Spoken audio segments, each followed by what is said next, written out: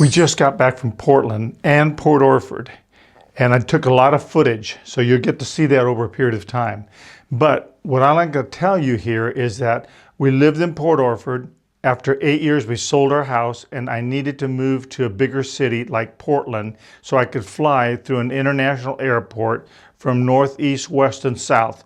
Port Orford was about 6 hours from Portland, the nearest airport. So that was not possible. So we sold our house in Port Orford. We took what little equity that we had and we went to Portland, and we knew we couldn't get a house through a bank. They wouldn't touch us with a 10-foot pole because you just can't loan money to an evangelist, because when they ask you what kind of money you get, you go, I don't know. And I don't know how often we get it. We go by faith, we live by faith, and we don't know how much money we're going to get. It's all by faith. And they go, well, we don't live by faith. We live by hard, cold cash. We need steady income. And so we found, by the grace of God and the leading of the Holy Spirit, Mr. and Mrs. O'Neill, people of faith, that told the realtor, for this one couple will do owner-carry contract, but don't bring us any other. So to make a long story short, this house that you see behind me here was the home that we were going to purchase on North Chase. And we were so excited. It was a real home. The one in Port Orford was a cottage, but this was the real McCoy. It was beautiful. And we were going to do this by faith, but something happened that we didn't know what in the world we were going to do. And I'm going to take you now to Portland and pick up the story and share with you the Christmas miracle that took place that allowed us to get into this home. So this was the most amazing thing that happened. They said at the signing, and they just threw it out like, would you like a drink of water? They said, oh, because of the tax structure and the back taxes and Mr. O'Neill having paid the taxes and you're buying the house in the middle of the year, you owe them back taxes. I mean, that all was gobbledygook to me because I didn't know anything about this. We were new home buyers. And so I said, well, what does that mean? They go, well, by Monday, that means Sunday, Christmas Day, the Monday, the next day after Christmas, since the banks will now be open, you just have to go and cut a check and get Mr. O'Neill $800. You might as well have said $80,000 when you don't have a single penny and you have got this right down to the wire. Where in the world are you going to get $800? But I heard the still small voice of the Lord, and I felt that the Lord was saying to me, just be still. Don't say yay, don't say nay. Just let me deal with it. And so I didn't say, I can't come up with $800. And I didn't say, oh yeah, we'll get the $800. I was just very troubled. And I left the place quiet. And Marilyn was very troubled. And we went to sleep at Al Mendenhall's house. I'll show you that in a picture in just a few minutes, because we're going there next. It was about 1 or 2 miles from here.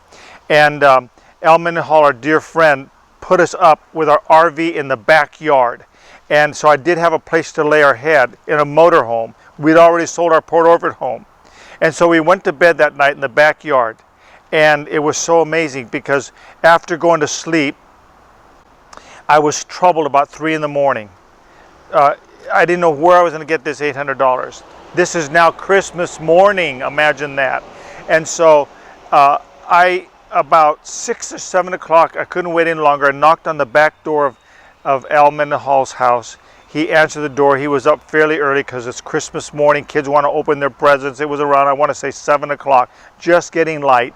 And I told him my dilemma. And of course he knew it. And we prayed a little bit. Meanwhile, I didn't know, but Marilyn, she was also feeling very troubled. And she didn't sleep at all throughout the night, a fitful sleep. Where are we going to get $800? Just then, we get a phone call. And it's a man on the other line named Jim Cornelius. And Jim said, listen, we heard through the grapevine that you have just purchased a house. Would you consider renting it? Man, renting it. That was a brilliant idea. I was about to go on a 3-month evangelical tour of the States. I go, yeah, sure, we'll rent it. He says, I want to come over and see it because we got a job right there at a hospital nearby, and I can ride a bike. It's so close, and it sounds perfect. We'll meet you in front of the house. I go, sure. So I had no idea who this person was, total stranger.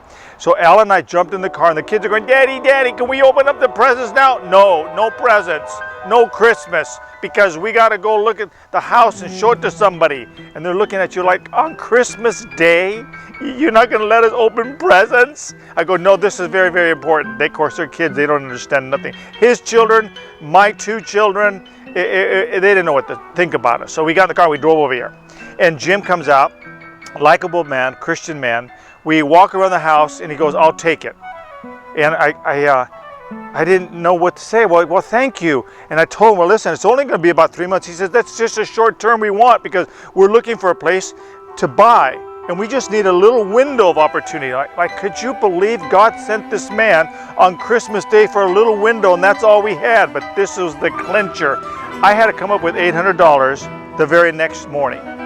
So without me saying anything, I said, listen, we would like to rent the place, and we're thinking, and we said sheepishly, like $800 a month. $800 a month? Because I thought he'd give us $400 for the down payment, like right away. And on his own, he goes, I might as well just give you $800. I'll give you first and last month's. And God right there in that moment did a Christmas miracle on Christmas Day when banks are closed and no one does financial transactions. I had in my hand the $800 I had to give to Mr. O'Neill the next day. God is faithful and answers specific prayer. He's the God of detail. Nothing escapes him. And that is to encourage you that you can trust God. Where God guides, he will provide. I leave you with this word to pause and ponder.